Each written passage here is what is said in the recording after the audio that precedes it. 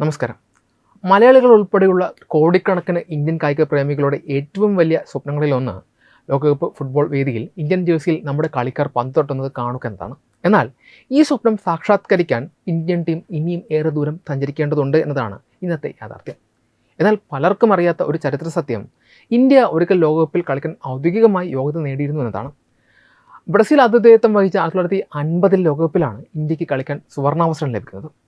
യോഗ്യത നേടിയിട്ടും ഒടുവിൽ ചില സാങ്കേതികവും സാമ്പത്തികവുമായ കാരണങ്ങളാൽ ഇന്ത്യക്ക് ആ ടൂർണമെൻറ്റിൽ നിന്ന് പിന്മാറേണ്ടി വന്നു. ഇന്ത്യൻ ഫുട്ബോൾ ചരിത്രത്തിലെ ഏറ്റവും വലിയ നിരാശയായി ഇന്നും അവശേഷിക്കുന്ന ആ സംഭവത്തിന് പിന്നിൽ കൃത്യമായ ചില ചരിത്ര പശ്ചാത്തലങ്ങളുണ്ട്.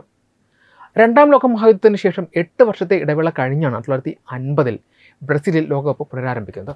അക്കാലത്ത് ഏഷ്യൻ മേഖലയിൽ നിന്ന് ലോകകപ്പ് കളിക്കാൻ ഫിഫ ക്ഷണിച്ച രാജ്യങ്ങളിലൊന്ന് നമ്മുടെ ഭാരതമായിരുന്നു. ക്വാളിഫിക്കേഷൻ ഗ്രൗണ്ടിൽ ഇന്ത്യക്കൊപ്പം മത്സരിക്കേണ്ടിയിരുന്ന ഫിലിപ്പൈൻസ്, ഇന്തോനേഷ്യ, ബർമ്മ എന്നീ രാജ്യങ്ങൾ പലവിധ കാരണങ്ങളാൽ മുൻകൂട്ടി തന്നെ പിന്മാറിയതോടെ ഇന്ത്യക്ക് നേരിട്ട് ലോകകപ്പിലേക്ക് യോഗ്യത ലഭിക്കുകയായിരുന്നു. സ്വാതന്ത്ര്യം നേടി അധിക വർഷമാകുന്നതിന് മുൻപ് തന്നെ കായിക രംഗത്ത്, പ്രത്യേകിച്ച് ഫുട്ബോളിൽ വലിയ മുന്നേറ്റം നടത്തിയിരുന്ന കാലമായിരുന്നു അത്. 1948 ലണ്ടൻ ഒളിമ്പിക്സിൽ നഗ്നപാതരായി കളിച്ച ഇന്ത്യൻ ടീം ഫ്രാൻസിനെതിരെ കാഴ്ചവെച്ച ധീരമായ പോരാട്ടം അന്താരാഷ്ട്ര തലത്തിൽ വലിയ ശ്രദ്ധ നേടിയിരുന്നു. ആ മികവാണ് ബ്രസീൽ ലോകകപ്പിലേക്ക് ഇന്ത്യക്ക് വഴി തുറന്നത്. ഇന്ത്യ ഈ ലോകകപ്പിൽ നിന്ന് പിന്മാറിയതിനെക്കുറിച്ച് വർഷങ്ങളായി പ്രചരിക്കുന്ന ഏറ്റവും വലിയ കെട്ടുകഥ, ഇന്ത്യൻ കളിക്കാർക്ക് ബൂട്ടിട്ട് കളിക്കാൻ ശീലമില്ലാത്തത് കൊണ്ട് ഫിഫ വിലക്കേർപ്പെടുത്തിയത് എന്നതാണ്.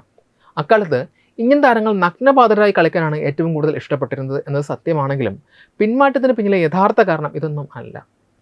ഒളിമ്പിക്സ് മത്സരങ്ങളിലടക്കം നഗ്നപാതരായി കളിക്കാൻ അനുവാദം ഉണ്ടായിരുന്നെങ്കിലും ലോകകപ്പ് പോലെയുള്ള വലിയ വേദികളിൽ ബൂട്ട് നിർബന്ധമാണെന്ന നിയമം ഫിഫ കർശനമാക്കിയിരുന്നു. എന്നാൽ ബൂട്ടിട്ട് കളിക്കാൻ സാധിക്കാത്തത് കൊണ്ടല്ല ഇന്ത്യ ബ്രസീലിലേക്ക് വണ്ടി കയറാതിരുന്നത്.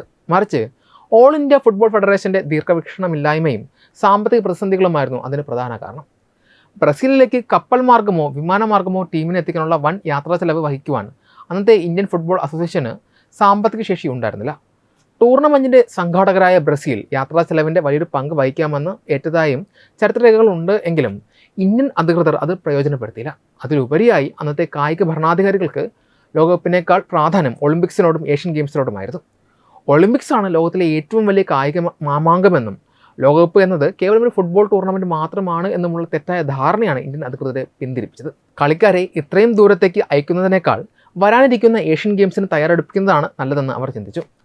ടീം തിരഞ്ഞെടുപ്പിലെ ആശയക്കുഴപ്പങ്ങളും ബ്രസീലിൽ എത്തിയാൽ കടുത്ത പരാജയം ഏറ്റുവാങ്ങേണ്ടി വരുമോ എന്ന ഭയവും ഈ പിന്മാറ്റത്തിന് ആക്കം കൂട്ടി. ഒടുവിൽ ടൂർണമെൻറ്റ് തുടങ്ങാൻ ദിവസങ്ങൾ മാത്രം ബാക്കി നിൽക്കെ ഇന്ത്യ ഔദ്യോഗികമായി പിന്മാറ്റം പ്രഖ്യാപിക്കുകയായിരുന്നു.